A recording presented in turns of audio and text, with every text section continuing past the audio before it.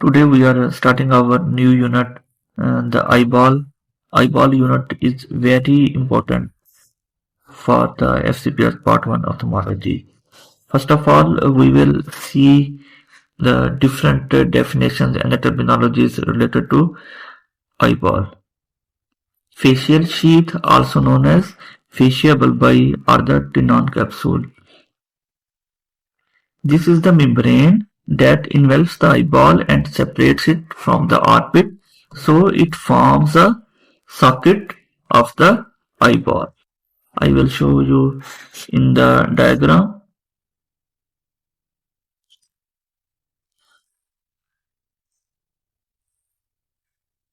Look here, this is the fascial sheath.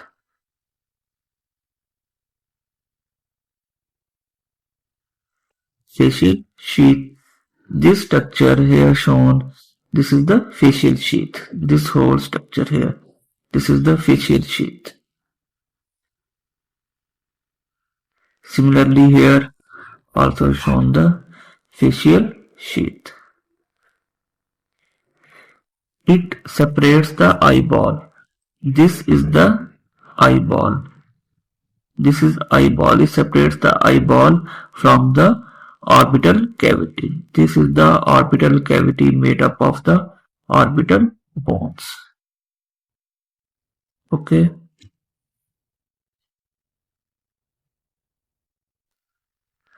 The inferior part of the fascial sheath is thickened and it is continuous medially and laterally with the medial and the lateral check ligaments.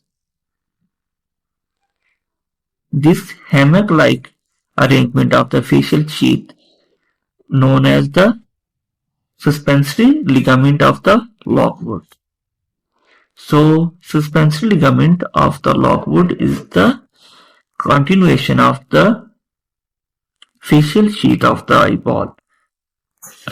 Let's have a look again in the diagram. Look here. So this is the fascial sheath. It comes inferiorly to form the suspensory ligament. This is the suspensory ligament here and is continuous with the medial check ligament of the medial rectus and the lateral check ligament of the lateral rectus.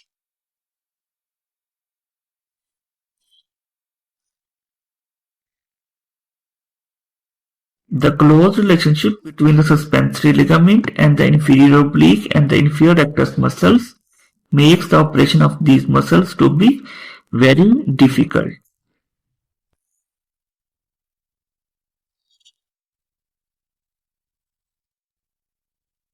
Look here that this is the suspensory ligament made up of the fascial sheath, and these are the inferior rectus muscles and the inferior oblique muscles here.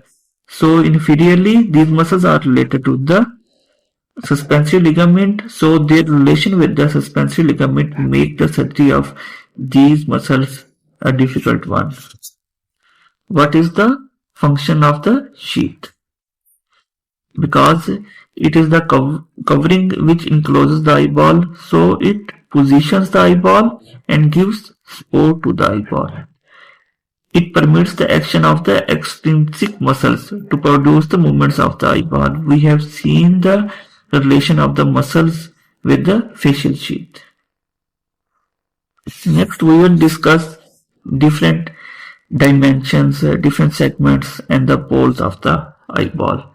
There are two segments of the eyeball. One is the anterior segment and second is the posterior segment.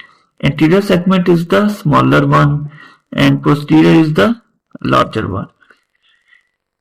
So anterior segment is smaller and is transparent and makes only 1/6 of the eyeball. Radius is 8 millimeter.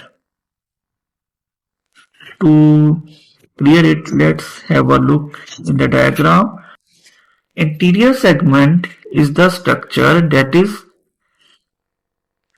that includes the lens, This is the lens, and all the structures which are present anterior to the lens, which include the ciliary body, iris, and cornea. Okay, so this is the anterior segment. It includes the lens. Lens is included, and all the structure anterior to the lens. And this is the posterior segment. It includes the vitreous, retina, and the choroid. Vitreous, retina, and choroid. Posterior segment is the larger, as I have shown you in the diagram. It is opaque, makes 5/6 of the eyeball. Radius is 12 millimeter. There are two poles of the eyeball, anterior pole and the posterior pole. Anterior pole is the center of curvature of the transparent segment or the cornea.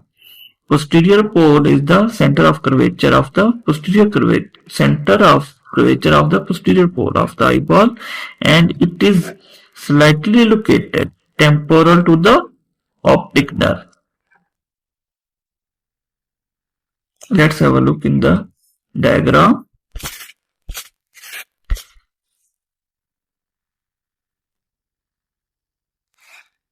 This is the anterior pole. This is the posterior pole.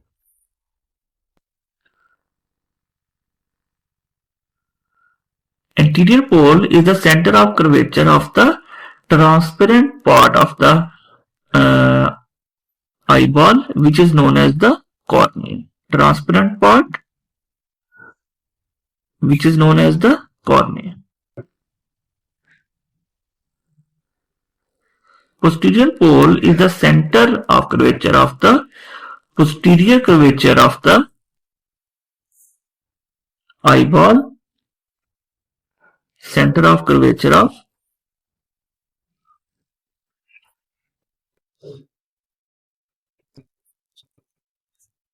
posterior curvature of the eyeball.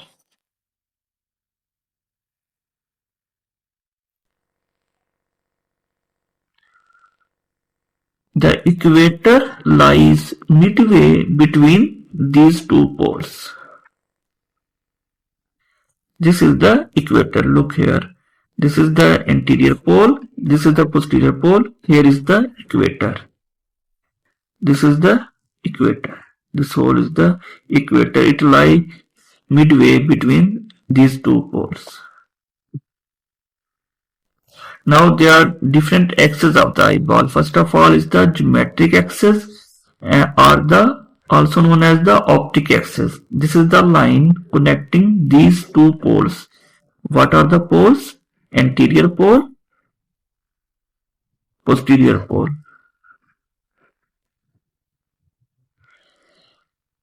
And what is the visual axis? Is the line connecting the fovea centralis of the retina with the nodal point of the eye.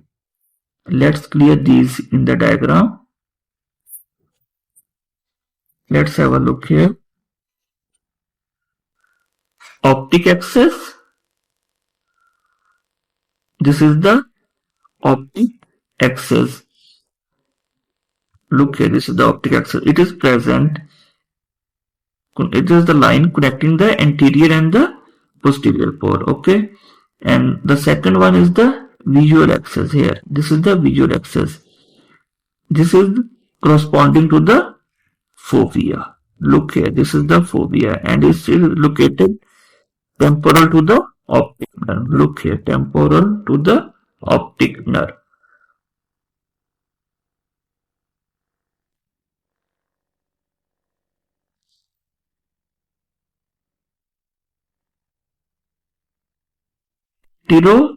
There are different diameters of the eyeball. Antero-posterior diameter of the eyeball, this is 24 millimeter, vertical diameter, and the third one is the horizontal diameter. I will explain these diameters in the diagram.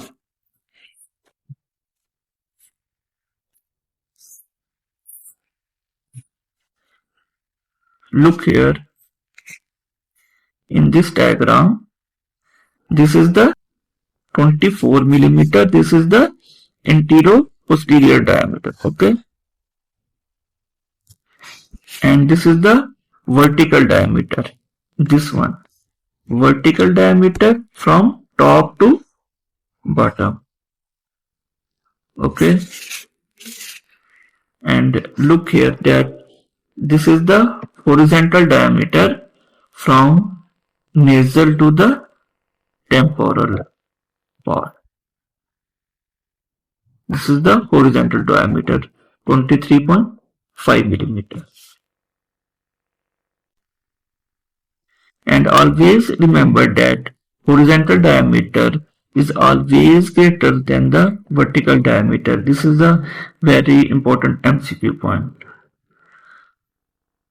In the next lecture, we will study in detail about the layers of the eyeball. Layers of the eyeball. There are three main layers of the eyeball, which from the outward to the inward are fibrous layer, vascular pigmental layer, and the nervous layer. First is the fibrous layer, second is the vascular pigmental layer, third one is the nervous layer.